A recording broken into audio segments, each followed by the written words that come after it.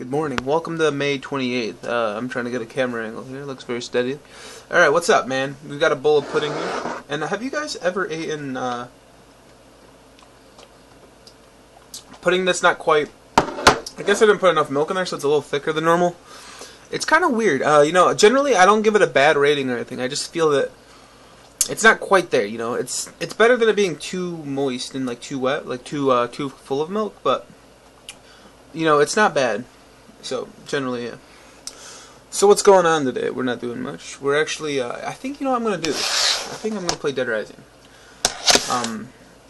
Aside from that, today's been a pretty good day. I've actually got a bunch of, you know, I don't want to say work, but I got a lot of my backlog things to do done. I finished editing all of my Magna Carta 2 playthrough, so I just got to upload all of that now.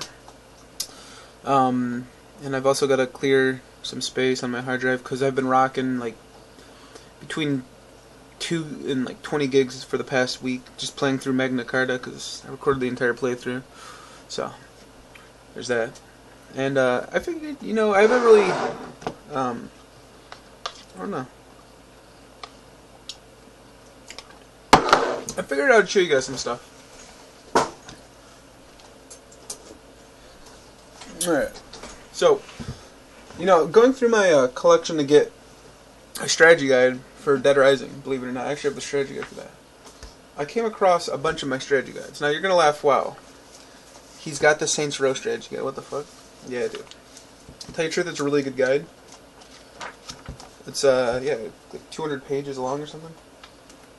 Yeah, almost 200 pages. Really good guide. We've got that. We've got the Dead Rising guide. A lot thinner than I remember it being. To be fair, it was a pretty short game.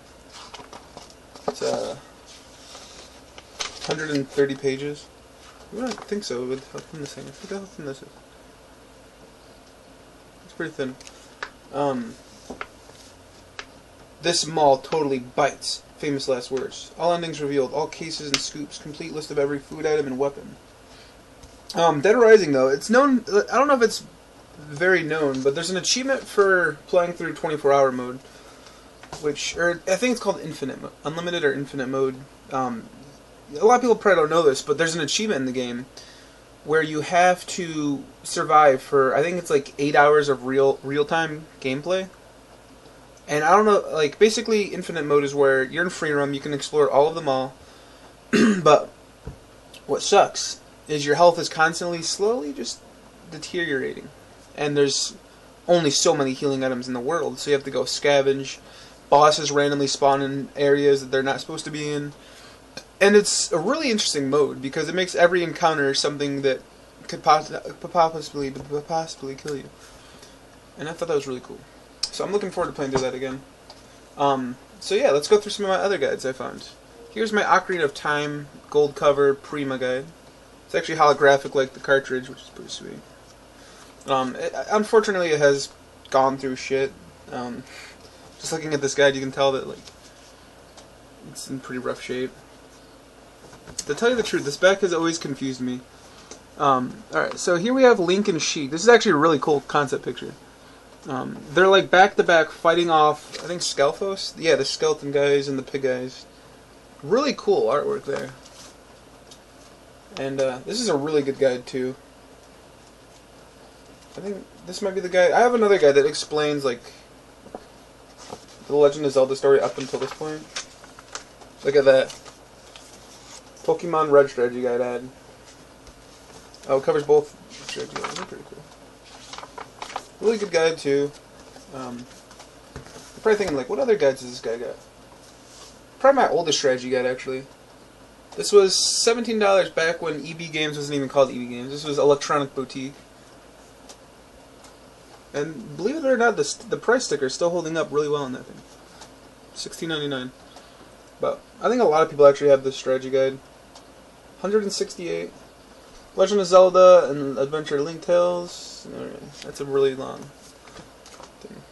This one was really fucking cool too. They had like a lot of... You know, it's kind of sad. You look at these strategy guides, there's so much artwork. Like artist rendering and shit, like... of just random things. And then you look at a new guide and it's like, what the fuck? It's even the same thing. Look at this in here. Look at that, dude. Remember the desert? Those weird looking buildings? I felt like I was going into a monster's head every time I was using them. Pokemon Stadium 2. I still have this game. I have the first game in that strategy guide too, but I don't know. My cousin borrowed them a long time ago. I don't know if I ever got them back. A random... Oh, there's a page out of my Zelda strategy guide. Another one.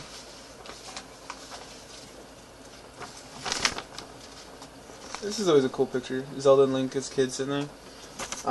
This was official Xbox April 05. Good year, man. I didn't realize I had this stuff. That's cool. What is that?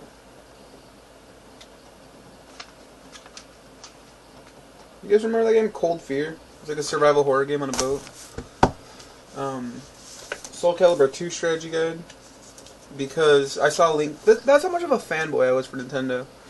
I actually went off and bought Soul Calibur 2 and the strategy guide because Link was in there. That's pretty crazy. Link and Spawn and Hayachi. Pretty cool. It's actually a really fun game. I love the Soul Calibur characters. Majora's Mask strategy guide. This is a really big one too. Jeez. It's got 3D maps, dude. 198 pages. Isn't that kind of weird that Saints Row is longer than some of these guides? And these have like bonus features and stuff. And then of course another Ocarina of Time guide. This was actually like a weird one. It always felt like a bootleg to me. It's called The Perfect Guide. It has like everything. And even if this was a bootleg guide, this one is actually held up pretty nicely, aside from missing its front page. First couple pages too. You know, look at the artwork they put into this stuff. Like, look at this overview of Kokiri Forest or whatever. Look at that. You like that, don't you? Oh, yeah. Look at the Deku Tree. Deku Tree's hanging out over here. He's like, what's up? This guy's like, you cannot pass unless you have a sword and a shield. Alright, guys. I'm probably done here. I feel like I've done enough. Saints Row back on time. I know I've got more strategy guides around here, but those were just the ones that I pulled out with Dead Rising. Does anybody else like strategy guides? Because I really do like them. I'm going to probably pick up the final Skyrim guide that's coming out next week. Legendary Edition comes out, and it's getting its own strategy guide. It's probably going to be $20 or $30, but I like it. Alright, I'm going to end it here, because I'll end at 8:08. I'm going to finish this pudding. I'm going to play some Dead Rising. And if you watch this far, cool. Thank you. Bye, boy.